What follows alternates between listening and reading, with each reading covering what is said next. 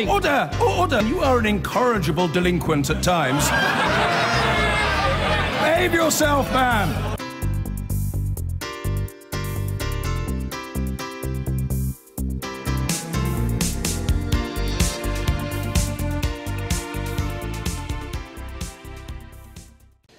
There's been a big boost for environmentalists campaigning for a much greater role for renewable energy.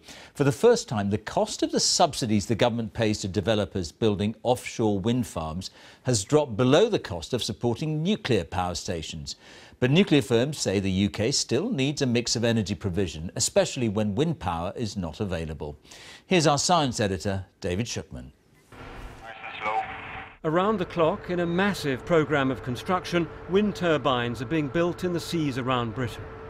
A monumental engineering challenge, which for years meant this was one of the most expensive ways of generating power.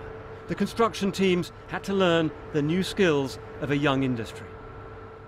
Part of the problem is scale.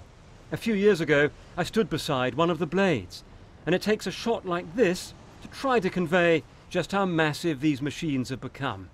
But the bigger they are, the more efficient they can be. And as the technology has improved, the costs of the latest projects have fallen dramatically. Today's news, we always knew would be impressive, but the results that we've seen come back from the auction are nothing short of astounding. And that's even for those of us that work in the energy sector. A key factor is that new techniques have accelerated the production lines. This one is in Hull. They're becoming more streamlined and therefore much cheaper. Only 2 years ago, offshore wind projects were getting subsidies of up to £120 per megawatt hour. That's the usual measure of electricity generation. But the latest subsidies are far lower, at £57.50. And compare that to the new Hinkley Point C nuclear power station with subsidies of £92.50 per megawatt hour. That huge project was recently criticised as poor value for money. But supporters of nuclear power, including the government, say it's consistent, while wind is intermittent. You need to make sure you've got electricity being generated even when the wind isn't blowing. But we've always said, just as the price of wind has come down so sharply because of our commitment to it, we want and expect to see the price of new nuclear to fall.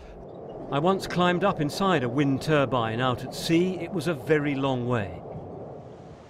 After years of uncertainty about whether these vast machines could deliver, their future around our island nation now looks a lot more certain. David Shookman, BBC News.